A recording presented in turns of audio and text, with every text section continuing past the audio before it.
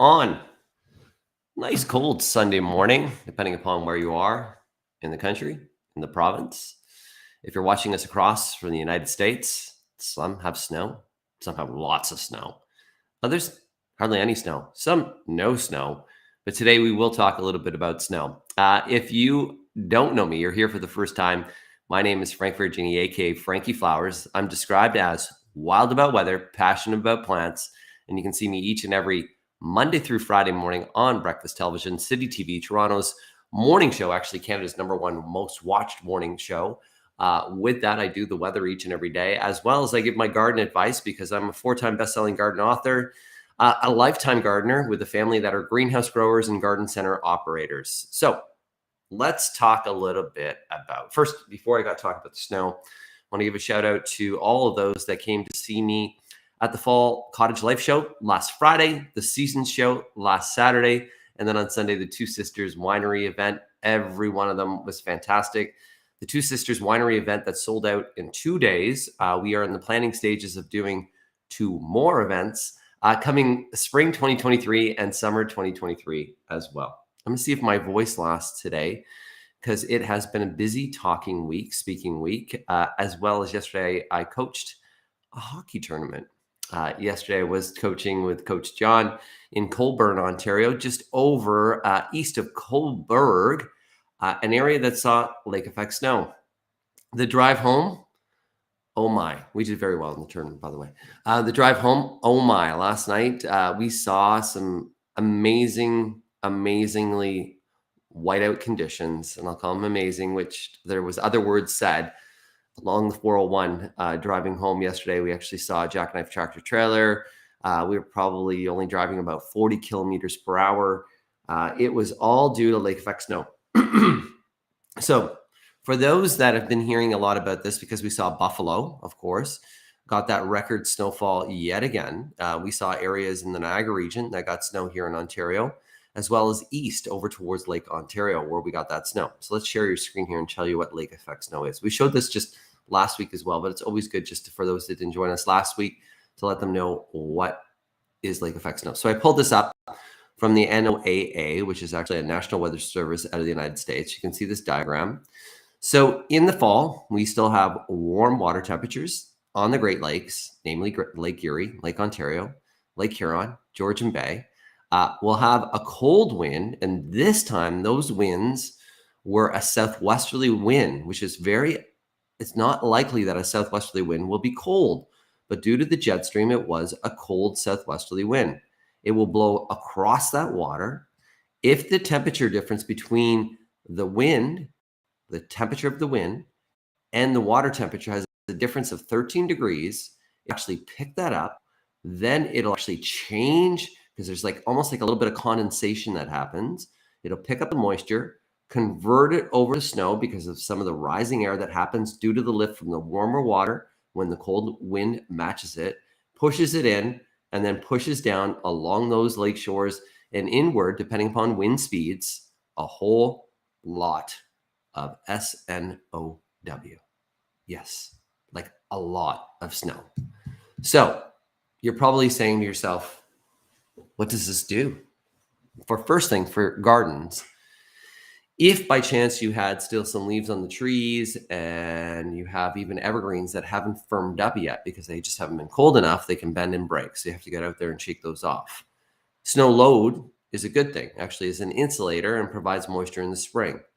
Other concern when you have 6 feet of snow, which they did get in Buffalo, if that ever melts rapidly, that can cause some dramatic flooding. This is a pretty dramatic weather event that not only does it cause effects for transportation, but there's also effects during the rest of the winter season. Where do you put the snow is the next thing.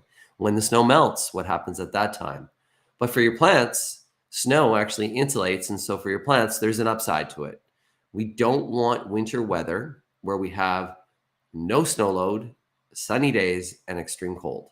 That is really, really hard on plants. So let's give some shout outs this morning before we go there as well. Let's start talking here. We have lots of snow. This is Robin this morning. Good morning, Robin. Jeanette is giving us a little sign there of a Santa. I couldn't put it up there. Heather, good morning, Frankie. Good morning, all as well. We have a good morning this morning from Montreal. Actually, Montreal, statistically, forgive me, gotta learn how to speak, is the snowiest city in all of Canada. Just a little bit of a fact there to Carolyn. Good morning as well this morning from Dunchurch. That's to Mary out there. Matthew Amos, my good friend. Good morning to you too. We got another shout out this morning to Marlene. Good morning to you. We got another shout out this morning as well from Essex Hort Society, Sandy Smith. Sandy, I will get back to that email as well. You're reminding me. It's still snowing in beautiful Penetanguishene. So now that the wind directions change from a southwesterly to now more of a northwesterly. So with that southwesterly wind, we got snow into the Niagara region and into Buffalo off of Lake Erie. We got snow over to Prince Edward County, into Cobourg, where I was, into Kingston Belleville off Lake Ontario. That's due to the southwesterly. Now that we've moved into a northwesterly, the typical snowbelt areas are going to get snow. Penetanguishene, coming off of Georgian Bay, over towards Lake Huron. You're going to see some of that over towards Owen Sound, down towards Kincardine, Goderich. We'll get snow off of good old Lake Huron as well. Good morning from snowy Wasaga. Wasaga getting snow this morning. Northwesterly flow off of Georgian Bay. Susan, good morning to Susan Puff, which is up there in the world of cottage country, doing some Christmas green, some urn stuffers as well. Good morning, Frankie, for a good foot of snow in Barrie overnight. Wind direction change, northwesterlies. That's that snow that comes in off Georgian Bay that always blankets Barrie as well. Got a light dusting here in Bradford last night. Wow, didn't know that. We didn't get any snow. That's Carolyn. Yeah, so Montreal, being the snowiest city, typically their snow is a system-related snow, but you didn't get any snow because you didn't have any of the, you're not close enough to any of those big lakes that I mentioned to create that snowmaking machine in late fall, early winter. Good morning, Frankie from Penetang. Safe travels, everyone. From Anne this morning. I think we got a question here as well. Good morning, Frankie. Hope you are well. I am, Cliff. Thank you.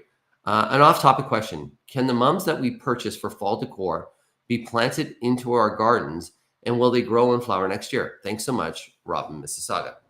Not an off-topic question at all. Any question here is fair game. Let's talk about weather. You can ask me questions about your gardens. Of course, I'm always here to answer questions about your garden. Family, you can ask me about that. Anything that you wish, you can ask me. So back to those mums, those decorative mums. So two types of fall mums. You're going to see the ones that are sold outside the garden centers, outside grocery stores, outside flower shops. Those are your fall garden mums. They're basically a garden chrysanthemum. Those are meant to be planted in the garden and or containers. They are marginally hardy. In Mississauga, there's probably a good chance that they would come back. They're very late to leaf out, so very late to come, and they sprout from the bottom in the spring, so don't pull them too early. If it's a potted mum and you saw it inside the grocery store, inside a garden center, inside a flower shop, and the ones that you're currently seeing right now inside flower shops, grocery stores, and garden centers, those are just a potted mum, a potted chrysanthemum. Those are not winter hardy, and those would go into the compost pile. So the key is with the garden mums outdoors in the spring, if you want to see if they've overwintered, be patient with them. Wait until at least late May before to see if they've leafed out. If you see them leaf out, they're going to start to grow, and they're going to grow quick, and they're going to get big fairly quickly. Then in July, I really encourage you to prune them back half their size. And you can just take a pair of loppers, prune them back half their size. That means that they won't flop over. They'll still grow for that month. And then when they bloom, they'll have more bloom count, and they'll actually be a better plant because they'll be a plant that's not actually breaking. We got another shout out this morning. Good morning, Frankie from Bowmanville. We just have a dusting of snow so far. Of course you do there in Bowmanville. I'm actually driving to Niagara later today because I will be live in Niagara Falls tomorrow morning. A couple of things that I got to give you guys some updates on.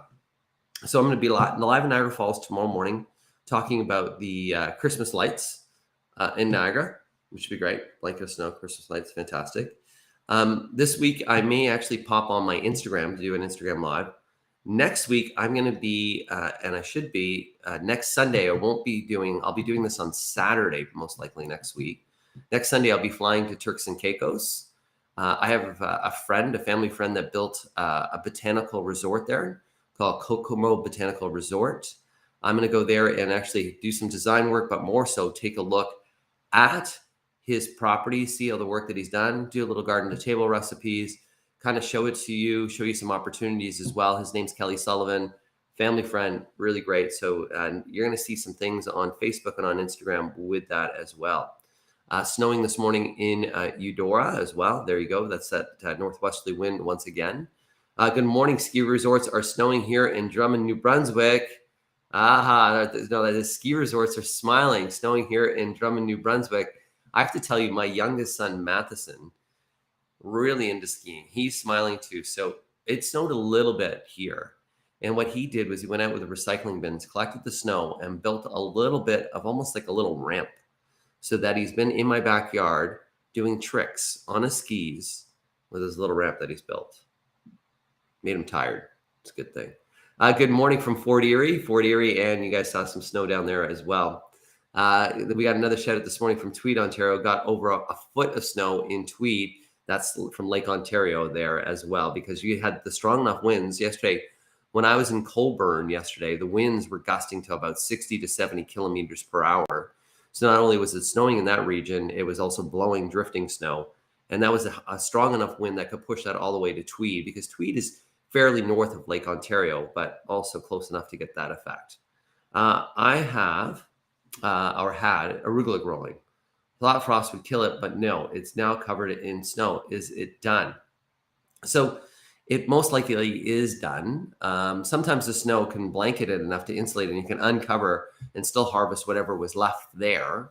But often what happens is when that temperature drops below -3, really with arugula, it's going to freeze it, and then you'll see that it will rot. So I would still go uncover it, see what it looks like. And you might be able to harvest a little bit and have that final salad, because we know the prices are really expensive. Nice thing is probably what you did, and this is what I encourage for people. In late August, do some sowing of seed of arugula. Sow some radishes at that time. Sow some spinach at that time. Sow some of those cole crops that you can then harvest on later on in the season into late September, October. And even if you even sow some additionally, you can even get in all the way into November. And you can see we're almost in December. Good morning this morning from Ottawa, the nation's capital there. That's a good shout out as well. Judy, good morning from Washago. Steady snowfall coming down, catching up to other places, of course, because now it's into that little pattern that's there. We got another Travis, 20 centimeters of snow in Cobourg. Sunny periods and snowfall still mixing this morning. So still confused with the winds that are going on there as well. Cobourg, great place. Hey, the Big Apple, you drive by it all the time. On the 401. So if you're ever driving the 401, you're driving east of Toronto towards Cobourg. You'll go past Cobourg towards Colborne, to Colborne, that is, and you'll see the Big Apple. It's a smorgasbord of fun. I didn't stop in there until recently with Breakfast Television. They make their homemade apples in there. There's lots of options for you to eat food. There's actually a petting zoo. There's a lot of randomness in there. There's a cidery. There's you can buy wine. There's a whole bunch of stuff that's going on there. Here goes a question, I think, from Sally. Sally, when making do-it-yourself urns outside, do you use green foam? It's hard to source. We're planning to use mixed greens, or can you use a bit of soil? So the green foam, which is called Oasis, a floral Oasis, or what's called a floral foam, generally can be bought at a Michael's, or you could just go to your local flower shop and or garden center and see if they'll have some available for purchase. The benefit of using the floral foam, and you actually got to get some tape too, because you actually have to tape it into place. So you're going to soak it, and then you place it in, tape it into place, put a little bit of soil in the bottom so that it can level up. The benefit of using the foam is when you go to stick your greens in, they'll actually be a little bit hold firmer, and you won't use as many greens. You can use soil, but the soil that I encourage you to use, potting soil is a little bit too light, too loose. I encourage you to use either triple mix or garden soil, a little heavier of the soil. It'll stick in nicely. You just have to stick your greens down a little bit further, and you may need to use a little bit more greens. So there you go. Things are going to be frozen right now. I actually haven't got, because I've been so busy, I haven't got a chance to do my greens yet. So I got to figure out how to defrost them. I've done this before. I've actually even just brought them inside, and I bring them into the garage. They usually defrost a little bit there too. So I'm drinking the coffee, not coffee today, tea. TTT. Good question, though, by the way. That's a great question. And that's what we did at Two Sisters Winery. So at Two Sisters Winery, we had the sommelier who was Lori there talking a little bit about the wines. And with the wines, we went into some inspiration of different Christmas urns that we could do, planters that we could do. We did a beautiful Cab Franc. And that was where I did an inspired red planter with a whole bunch of red dogwoods tightly put in and some dramatic height on those. We did their Sauvignon Blanc, which was a beautiful wine as well. With that one there, we did some actually green apples in that one and some bright pops of green because it's got more of a fruity kind of light kind of fresh flavor to it. And then finally, we did their ice wine. And with ice wine had hints of honey. The Two Sisters ice wine had hints of honey in it. So with that, we did more of a metallic with the golds, kind of reflecting the honey and richness of that wine. So I did a nice little metallic planter with that wine. And then after we're all done, we actually auctioned them off. So it was a really fun event. People got to drink wine, eat charcuterie, and have a very nice afternoon. Miriam, my friend Miriam. Good morning to you, Miriam. Question there. Good morning. How are you? I'm great. A little bit of a tender throat because from coaching hockey yesterday. Would you please give me some tips for Angel's Trumpet or Bergamesia to care inside during the winter months? As my Angel Trumpets lost their leaves and some new leaves was growing, but all died and stems are getting yellow. So not uncommon for that to happen as the Angel's Trumpet will be adjusting to light levels. And also because the light now is so low, like we have hardly any daylight hours, that Bergamesia, that Angel's Trumpet now is going into dormancy. So make sure you do not water it. Let it just sit fairly dry. As soon as you'll start to see, you'll allow it to, give it the occasional watering, no more than once a month. Then as soon as we start to pick up in March, when we start to really see some daylight hours grow, and that's more mid-March to the end of March, then you're going to start to see that Bergamesia start to put on some new foliage and new leaves. It'd be a real great benefit if you don't, Miriam, if you have a humidifier in your room or in that area where your plants are, that'll actually put some humidity into the air during the period of time when our homes are fairly dry because our heaters are coming on so often. So that was a good question, by the way, as well. Snowy in Collingwood. My son will be very happy about that, Mary Stewart. He's looking forward to getting out there into skiing. Susan Poff out there answering some questions today as well. Double check the tag too. If you're not sure, it says garden moms. Yes, then they'll be able to go into your garden. Some of those moms are not tagged. So right now what's happening, and if you're noticing on a lot of plant material, if you're noticing you're not seeing as many tags and you're seeing tags either on the pot or something that's common is not tagged, many greenhouse growers, many garden centers, and many retailers are now wanting to eliminate or reduce the use of tags because of single-use plastics. So if you're wondering why some things that used to be tagged maybe only have now a label on the pot, it's because of single-use plastics. So there goes Matthew. Matthew's asking me, how was my son's birthday? Great. Gavin turns 16. Gavin turns 16 on Wednesday. Wednesday morning, the licensing office opened at 7. We were there at 7 in the morning. And he wrote his G1, and by 7:30 in the morning, he had his G1. And he is driving. And today he has a bunch of friends coming to visit him at the family greenhouse, where they're going to go around and do a greenhouse tour and then go pick their own poinsettia and have some lunch and have some fun. So that's what the plan is for today. And then I drive to Niagara. Susan replying again, I use a bit of soil, then adding your evergreens, add some water. Susan, really good way to add that too. Always, you should be watering your greens before the frost sets in. We talked about that last week. It's good to make sure that they're sitting fairly wet before they freeze up, because if they go dry, they're not going to last as long. Here we go with another question this morning. Good morning, Judy from Cookstown. Woo, Cookstown. Not much snow here. I have geraniums plants that I didn't have the heart to toss, as it was still so beautiful and I brought it in. It's at least 2 feet tall and green and lush with 3 beautiful shrimp-colored blooms. And I can't see the rest of that one there, but I will tell you.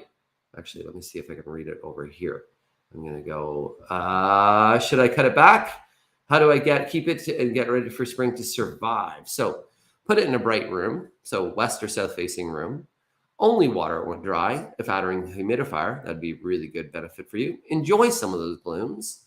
You could cut it back if you wish, but I would probably just leave it best for right now because we don't want to put any additional stress as daylight hours are getting fewer and fewer. It will drop some leaves. When we come to the end of March, that's when I want you to prune it back, pinch it back by about a third. You can actually even take some of those, if there's any new growth that's on it, you can take some of those stems and then you can actually root those and they will become new little geraniums. In no fertilizer, but at the end of March, you're going to start fertilizing with an all-purpose fertilizer, just like a water-soluble Miracle Grow would be perfect as well. Carolyn telling us the sun got 60 centimeters of snow in Brockville. I'm loving these snow reports because this will help me with my weather for tomorrow as well. We got another shout out, I think, reply. There you go. I bring mine in the fall. I turn them back and put them into a cooler, sunny room in my home, and then reduce the watering, which is great. It's really good too. We talk about this often, that it's good to always have plants in a room that, get warmer during the day. Generally, those rooms get warmer in the day because they're bright. So there is the sun that's warming that room on sunny or winter days, but a little bit cooler at night. So cooler at night is really the key because it allows the plants to go into a rest period. Cheryl Ross saying good morning to us this morning as well. We got another shout out this morning as well from Jennifer. Good morning from Mount Albert. Lois, morning from Stratford. You got some snow on your way for you as well. Zachary, we got a question, I think, out there. Good morning, Frankie. No, from Brampton. Another shout out. Ancaster got some snow. Good morning to you as well. We got Peggy there this morning. Good morning, Frankie. What can I do to make my fresh cut tree last longer during the holidays? Okay, that was something that I wanted to talk about was Christmas trees. And I'm glad that you asked the question. So your fresh cut Christmas tree, you can put them in. I would put them in your home no more than a month before Christmas. So generally the first week of December is about the earliest that I like to put a fresh cut Christmas tree indoors. 2 weeks before Christmas is where you're going to be the most safe. But most Christmas trees now, Douglas firs, Fraser firs, balsam firs, all the firs, I would be confident putting them in your home the first week of December. Before you bring them inside your home, fresh cut. You got to cut the bottom of that, remove some of the bottom stems, try to find a Christmas tree stand that has a large water capacity. Miracle Grow does have an additive that you can actually put into the water. That additive will actually make the water more alkaline and will actually kill any bacteria that you have in the water that's there or even that's existing still from the stand from last season. But the key is, the greatest thing is water, making sure that you buy a stand that has a large water capacity and you're continually making sure that the water is there. Because if your tree runs out of water, it can dry out. If it dries out, that's when you're going to see all those leaves and needles start to drop, which becomes very hazardous. So a tree stand that has a large water capacity is key. I think there are some apps available now that will even monitor the water there's some sensors and apps that you can monitor the water in your tree stand. So it'll give you a notification when you got to add more water, but that is key. So my favorite Christmas tree, fresh Christmas tree to bring inside your home is a Fraser fir. There is absolutely nothing better than a Fraser fir. So if you're looking for a really great Christmas, and there's some now Douglas firs that are really great too. And there's some grand firs that are out there. As long as you're buying a fir, but take a look at the stem because sometimes those stems are pretty weak. So if you have heavier Christmas ornaments, they can't hold it. So generally the Fraser firs, the Douglas firs, those guys there have a stronger stem to hold. So that's a little bit, but fresh cut before you bring it indoors, water. Oh, by the way, did I say water? Water. We have another shout out question this morning from Lori. Morning, Frankie. Our peach tree has plastic wrap around the trunk, yet it has goops seeping through. What is that? So the plastic wrap around the bottom of the trunk is to prevent any damage from things like deer and or rabbits from eating that tree. The white, the reason why it's white is it reflects light, actually keeps it a little bit, doesn't make it dry out as much. The goop that's coming out of the side, sometimes you will see that tree sweat. And this is not uncommon due to the environment and weather that we had during the season. I would see if this continues next spring, it shouldn't sweat now or goop out whatsoever or leak at all, because it is in dormancy, because now we're colder. So now as we do in some pruning, if this becomes very apparent in the spring, I would really like you to send me a picture, Frankie at frankieflowers.com. Once again, Frankie at frankieflowers.com. Timothy, good morning. So happy to watch from Pickering. Always saw you on TV since I was a child. Thank you, Timothy. I've actually been, first time I was on TV was at the new VR, now CTV2. And I was in Bob's Garden doing garden tips at the young age. I think it was 23 years of age. That was back in 1994. I started doing garden tips as a garden guest on City TV in 2003. I started as filling in for weather in a mat leave for breakfast television in 2005. And I'm still here today in 2022 doing weather garden tips on both breakfast television and City Line. 2022. There you go. Long, but it's been fun. Actually, I love sharing my passion. For the most part, let me tell you. For the most part, these garden Q&As that I do on Saturdays or Sunday mornings, forgive me, I don't get paid for. I am here just to kind of help out. On occasion, you'll see me do some giveaways and you'll see me do some different things and some shout outs. And generally I'll say that we know I'm doing a partnership with. That are some things where I'm getting some compensation and things like that. But I'm here because number one, I enjoy speaking about gardening. Number two, I love learning. So I'm learning about all the different snow loads that are here. And even your questions keep me fresh and allow me to learn more. Some of your tips, tricks, and suggestions allow me to learn, because you never can stop learning. You can never know it all. Doesn't matter if you're an expert in anything, you can never know it all. You can have a good knowledge base, but you can never know it all, especially in the world of gardening. There's just too many new varieties of plants. There's new insects coming in. The environment's changing all the time. There's just always something that's constantly growing or changing or altering. You can never know it all. I bought a prayer plant, nice plant, by the way, from the grocery store on Wednesday for my office, and had it on my desk with a north-facing window. Gave it a light drink, arrived Monday, and all leaves went crispy. Soil is still damp. What did I do wrong? So north-facing window, hopefully it didn't touch the window. Hopefully it's not touching the window. That can cause the leaves to go crispy. If it's still damp, it could be sitting too wet. If it's near a heating vent or anything like that, it could have been dried out by that. If when you left the said grocery store, you just walked out with it and it was on a day where the temperatures were really cold. We had some temperatures of -3s, -5 with wind. You could have actually caused damage, cold damage to it. So there's all those different variables. So we kind of got to figure out, Travis, those variables on what maybe caused that. Water's probably not it if it's still damp, because it does like to be dried out in between watering. It's either going to be that it's been put close to something of a heating structure. If it was touching the window, the cold from the window could have caused its effect, or you walked out of the grocery store without having a plastic cover on it, a sleeve on it. Those are some of the things that could have happened to be there too. Susan, I plan on bringing a potted Christmas tree in as a Christmas tree for the first time this year. Would love any tips on it, Frankie. Thanks, Frank. So bringing a potted tree in, we don't want to bring it in too long, and we don't want to have it inside for too long. The reason for that is if we bring it in and it's inside our home for too long, it'll actually get out of dormancy and it could flush some growth. Then if we go to put it back outside right away, it'll actually get really cold and it can actually cause a lot of damage and cause it to die. Often bringing in a potted Christmas tree, a lot of the times the success rate's about 70%, 30% of them die. So when you bring it indoors, keep it fairly well watered. I would bring it in a week before Christmas, enjoy it, have it the week after Christmas, and by January 1st, put it first into the garage so it's not going to be affected by any winds or any light. So it's just going to adjust itself to temperature. And then after that, slowly move it out into an area that will be still sheltered from wind and really even sheltered from some of the sunshine as well. And that's your best way to do it. So don't bring it in a week before Christmas and then the week after Christmas, pop it out. And then it'll work with success then. If it's in too long, it'll flush out and then it'll burn. Here we go. From Debbie. Good morning from Snowy Berry.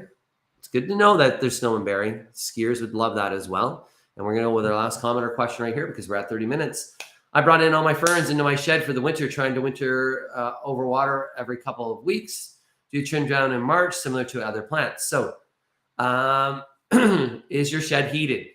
Because if they are Boston ferns or Kimberly Queen ferns, they can't go below the freezing mark. Kimberly Queens can go a little bit cooler, but they can't freeze. So if the shed's not heated, that's an issue. Does the shed have some light? Key. If the shed has light, has some heat, I would cut them back about a third right now, keep them fairly well watered, and try to also add a humidifier into that shed. Humidity for ferns is key, trying to get those Boston End or Kimberly Queen ferns for overwintering. So there you go, guys. Each and every week, as I say, I'll be here. Next week, it'll be on Saturday morning at 8. You can join me here because I'm flying on Sunday away to Turks and Caicos to Kokomo Botanical Resort to go check out that. I hope you guys have a great day. If it's snowing, I hope just a reminder with shoveling, a lot of times it's a physical activity. If you're tired, not feeling well, take a break. You don't have to do it all in one time.